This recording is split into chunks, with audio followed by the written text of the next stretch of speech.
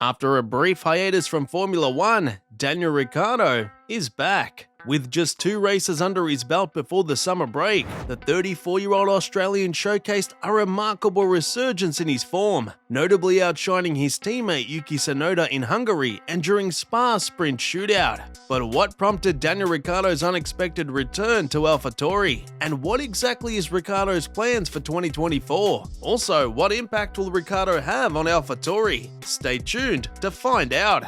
After he departed from McLaren, Daniel Ricciardo took a break from racing to clear his mind and figure out his next steps. He became the 3rd driver for Red Bull, which let him stay connected to Formula One without the pressure of full-time racing. He wanted time away and didn't even plan to watch the start of the new season, but he found himself eager to hit the gym and watch practice sessions, showing that he still had the desire to race. When he first got back in the simulator for Red Bull, his lap times were not great, and even his boss was surprised at his performance. But he didn't give up. Over time, he improved greatly and regained the confidence he had lost in the past few years. His journey took a notable turn when he finally took the wheel of Red Bull's RB19 at Silverstone for a Pirelli tyre test, delivering an impressive outing. On the other hand, Nick de Vries, who had been competing for Alpha Tauri, faced challenges in delivering strong performances. He encountered frequent crashes and struggled to match the achievements of his teammate. The dissatisfaction with de Vries' results was evident,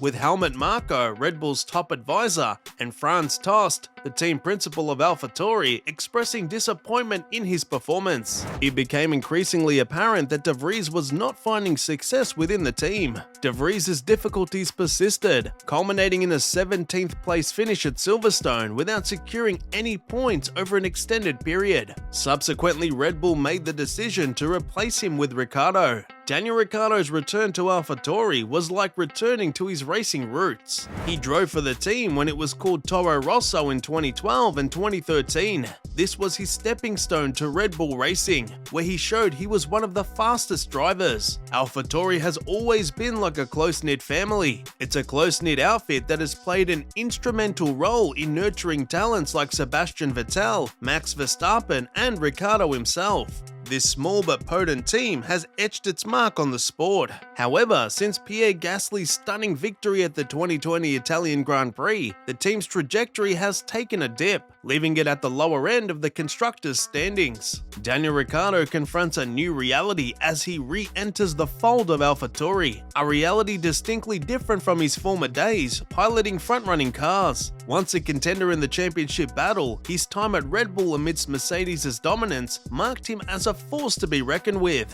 However, the landscape has shifted, presenting him with an altered challenge, striving for a top 10 finish. And even that might be a stretch. It's a departure from Ricciardo's initial intentions when he left McLaren. Back in April, Ricciardo emphasized that his return to Formula One wasn't just about filling a spot on the grid. His intention was to join a team that would enable him to compete at the forefront and recapture the glory days when he vied for pole positions and clinched 8 remarkable victories. Alpha Tauri, simply put, is not that team. Ricciardo's sentiments, articulated during his time in Australia, mirror his mindset, stating, "To go back and to maybe put myself in any seat that's fighting at best for like a top 10, I don't think it's going to bring the best out of me."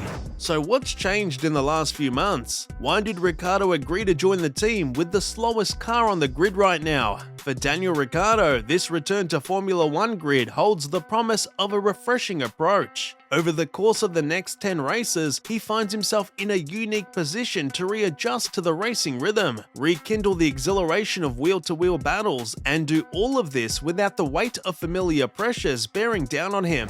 This time around, he's stepping back into the action without the ego-driven urgency that might have colored his previous endeavors. Indeed, this return to the grid through Alpha Tauri is a journey marked by imperfection. It's not the kind of car that positions him at the front to challenge for major honors in Formula One. However, the change in Ricciardo's sentiments suggests that this move might be the stepping stone to his fairy tale return to Red Bull, where he achieved the 7 of his 8 career wins before departing in 2018. Sergio Perez's performance has been experiencing a dip, allowing Max Verstappen to lead the charge for the world title with little resistance. Ricciardo's comeback introduces a fresh element to the scene, Ricciardo's move to Alpha Tauri was a strategic way for him to position himself for a future seat at Red Bull. After all, Alpha Tauri serves as the feeder team for Red Bull. Sergio Perez, however, downplayed any immediate threat from Ricciardo, stating that his focus remains on driving for Red Bull and that many drivers, including Yuki Tsunoda, aspire to join the team. Red Bull's decision to bring back Daniel Ricciardo with Alpha Tauri adds a new layer of pressure for Perez. Ricciardo himself acknowledged that there isn't a predefined criteria to secure a seat at Red Bull. His performance at Alpha Tauri will be his determining factor, given his proven speed and positive relationship with Max Verstappen, who jokingly shared their camaraderie during an FIA press conference. Ricciardo's trajectory could potentially be upward bound. Max Verstappen's perspective on reuniting with Ricciardo is one of genuine enthusiasm. He confessed, "I never actually wanted him to leave." The Australian driver's decision to leave Red Bull for Renault in 2018 was self-initiated. Verstappen hinted that if Ricciardo performs well at Alpha Tauri, the door for a reunion could be open. The possibilities are indeed wide-ranging and open-ended. However, the path to Daniel Ricciardo's aspirations for a Red Bull return is not without its uncertainties. The scenario hinges on Sergio Perez's ability to step up and elevate his performance. Should Perez successfully rise to the occasion, Ricciardo's dream of securing a seat at Red Bull could remain unfulfilled.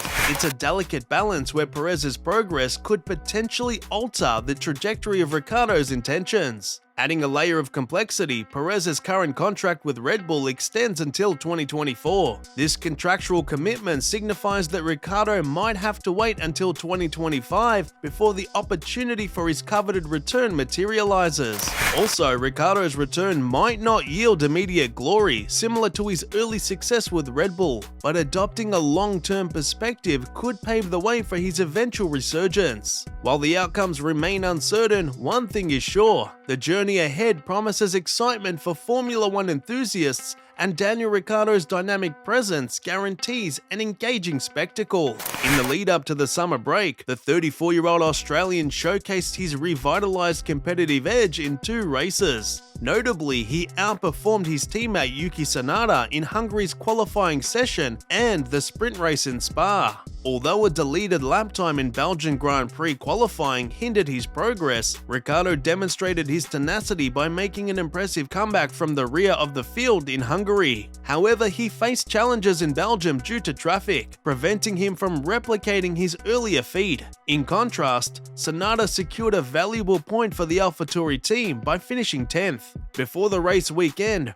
Red Bull team principal Christian Horner expressed satisfaction with Ricciardo's performance, noting that he had met the expectations set by both Red Bull and AlphaTauri. Horner said, "I think he met it. Seeing what he did at Silverstone in the tyre test, I think after that, expectations changed and he met all expectations. What he's brought to AlphaTauri is a huge amount of experience and possibly some direction. Obviously, with the experience that he brings as a Grand Prix winner, he actually acquitted himself very, very well." Ricciardo himself expressed contentment with the start of his comeback campaign, considering the limited time he had spent in the car. He recognized the advantages of having participated in 2 races before the summer break, providing him with valuable insights to build upon.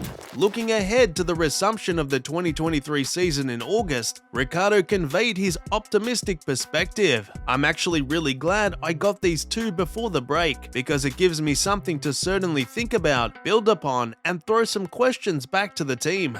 Speaking about the impact Daniel Ricciardo will likely have on AlphaTauri, it's important to temper expectations. The Australian driver might not be able to substantially influence the team's overall performance. This is primarily due to the fact that AlphaTauri currently possesses the slowest car on the grid. However, amidst this backdrop of limitations, there remains the prospect of an engaging rivalry between Ricciardo and Yuki Tsunoda. The internal competition between these 2 drivers could give us captivating moments on the track.